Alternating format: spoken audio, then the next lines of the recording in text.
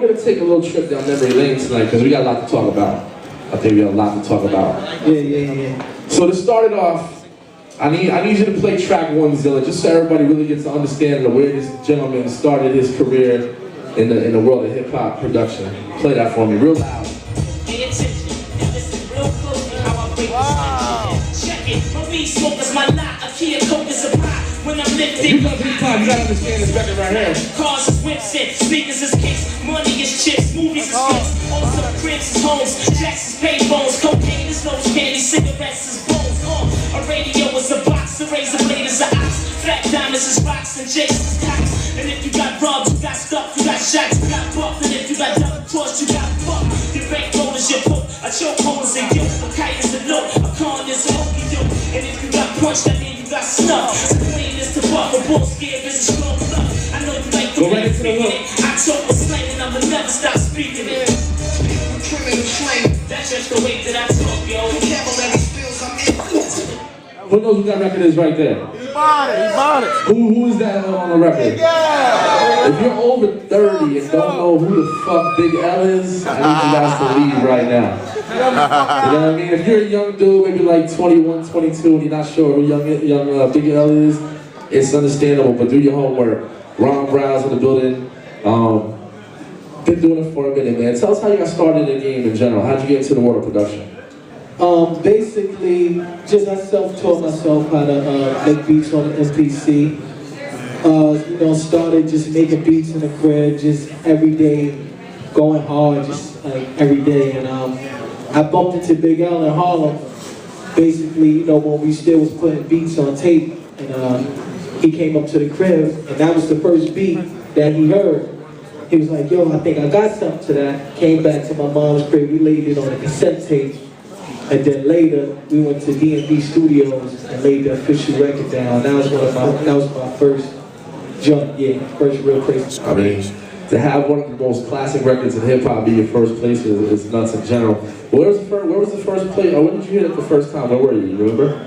I think Kid Capri had played it. When Kid Capri was on the radio station, he played it, and that was just my first taste of having a record out. So after you did that record, I know a lot of times when somebody has that big of a record, like A&Rs, other artists come up to you and they're always like, "Yo, I need a record like Big L." How did that set off your career? Basically, after I did that, I still was on the block. I didn't really know that you had to get out and network after you produce a record. And I hooked up with a manager at the time. He was like, "Yo, I heard you've been doing joints for Big L, you know what I mean? I want to work with you." So shout out to Fuzz, and we later on did a lot of work after that. That's when the next placement came. Alright. Well, I think a lot of you guys might know this record. Some of you younger guys might know this record. Play track 2 for me.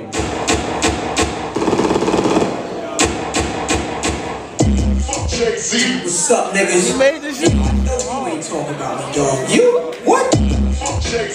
Been on my dick, nigga. You know my style, nigga. I put your soul in ether. Teach you the king, you know you.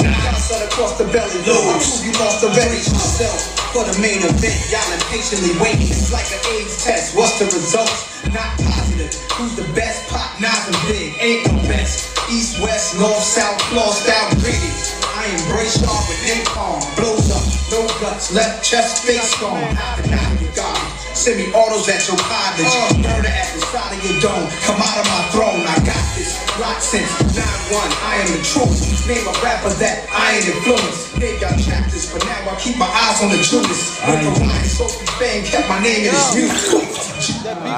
That's where he got the name Ether Boy from, man. Yeah. Shout out to Nas. Word up. Yo, that was a real, clap it up for Ron Browz, man. That was a big record. I think it was a big record in general, not only just for you as a producer, but I think for NYC, because we hadn't really had any real NYC drama per se, you know what I'm saying? I think, Jay and Nas were going back and forth a little bit, and a record like that kind of, I think almost gave Nas a new back into the game, you know what I'm saying? So you kind of twofold, had a big record, also helped Nas get relevant again, I think. What was it like for you when you did a record like that? Because did you feel like you were going to alienate yourself as a producer? Did people come at you crazy? Like, what was there going on? at first I was like, yo, wow, because I didn't know it was gonna be a diss record. Then when Nas told me come to the studio, he was like, yo, listen to what I did. I was just like, yo, wow, I ain't gonna be able to work with nobody after this. You know, because Hov was kind of controlling the game at the time. But it kind of worked in my favor because, you know, artists was like, yo, who did that? I need something like that. You know, that's why I was able to, a domino effect to work with all the other artists except for Rockefeller artists, you know what I mean?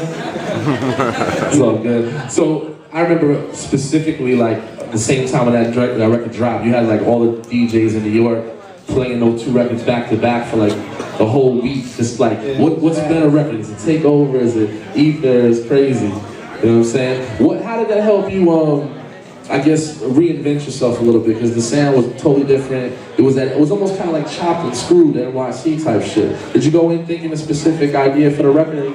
Conceptual ideas for that record specifically? Nah, it was just a raw beat that I had that, you know, as a producer, you always got a favorite beat when artists come like, yo, listen to this. So I just, every time anybody came, I said, listen to this. Actually, hip hop came, which was Jay-Z, A&R, and he heard it. He was like, y'all can give it to Jay. He never gave it to him. Hey guys, can you keep it down, please? So he never gave it to Jay, so Nas just took it and ran with it. Alright, so progression from Big Yellow Bonnets to Ether, and to a little more recently, track number 3.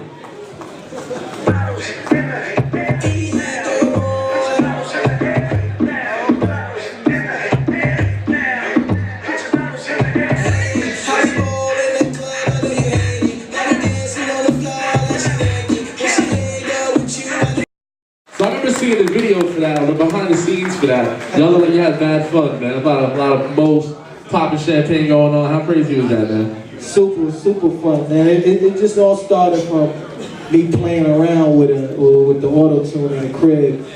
And letting people hear it, and they was like, yo, that record is kind of hot. I was like, yo, for real? It's like, yo, that record, you need to take it serious. And, you know, I started giving it to DJs, and shout out to DJ Enough. He just went bananas on Hot 97, and it just kind of just went out of control from there.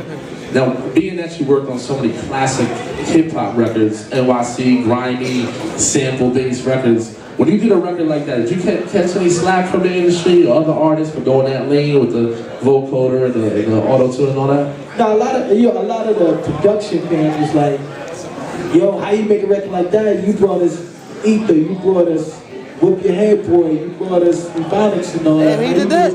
I'm like, as a producer, you do different types of records, hardcore records, commercial records, and the artist wasn't picking my commercial beats. So I took the beat and did a record and was able to, you know, get a deal and all that from there. Wow. So why the transition into being an artist? Was that something you always wanted to do, or just something you just kind of found a lane for at the right time, or what? No, it was something I always wanted to do, and it just happened at the right time. So, come on, y'all, clap me in Surround Browz, man. So, coming up in the game, you know, 3 very diverse records. I picked those records because they were so different from one another, you know what I'm saying? How are the experiences, or what can you share with these guys experience-wise of being in the studio with some of the biggest names in music? What's that really feel like when you get that end of the day, you're done with a project, and you hear it? Like, what do you feel? What's that feel like? Oh man, it just feel like hard work pay off. You know, when you're in the house and you making beats all night and all week, and you know what I mean, you just, you know, staying focused. Just like, people think it just happened overnight. Like that's like from doing beats every single day, every night, just sticking to the plan, man. And just to hear it on albums and on the radio, there ain't no greater feeling than that. So what's the difference in the production game, let's say back in the days of Ebonics versus now? What do you see as the most, aside from the technological side of it, what's the biggest, I guess, difference politically or just in general? I think before it was more of a hot beat. Now I don't really think it's about a hot beat, you know, like getting a hot kick, or, you know, producers know what I'm talking about, like getting a hot kick or a hot snare or a hot loop or hot, it's a little watered down now, you know what I mean? So, you know, that's my opinion. And what about some advice for these guys? They're trying to get a placements. They're here right now to be performing in front of some incredible judges, some A&R, some of the producers. What type of advice can you give to these guys just to stay positive, motivated, and hopefully, eventually get a placement? You still gotta stay creative. You gotta stay, you gotta work at it every day. And, what I mean? You see artists, network. And networking is very important, because sometimes, like right after Ether, I stood in the crib like, waiting for the phone to ring, and people don't know who you are. So but when you go out, they're like, yo, that's, what I'm saying? So you gotta go out, meet people, you see the artists, run down on them old school, what I'm saying? And have your beats on you at all times. Well, that's kind of like what it is, because you got to come out from behind the boards nowadays. A lot of artists, a lot of producers like yourself are now becoming artists. The Kanyes, the Pharrells, the Just Blazes, they're out in the forefront, so they're more of the marketing strategy now. They're all part of the. So being out there and networking is real important in doing that. You know what I'm saying? So what else you got on the plate right now? What's up next? What you cooking up next? I just got off the road. From the success from the records, from Pop Champagne, A-Rap Money, and all that, I was able to, go to Africa, Japan, Germany. So now I'm back, finally off the road, and I'm gonna, put some records out this summer. What's it like out in like Africa or these different places when they hear your record? How crazy is it? You'd be amazed to, that they listen to hip hop out there. So, and that's for producers too. Don't only think you're making beats for, NYC, because the sound travels all the way, like, in Japan, they like that real hardcore in Japan, Tell us about one experience in the studio, man. Your most memorable moment about being in the studio with an artist. Basically, just being in the studio with... Hold on.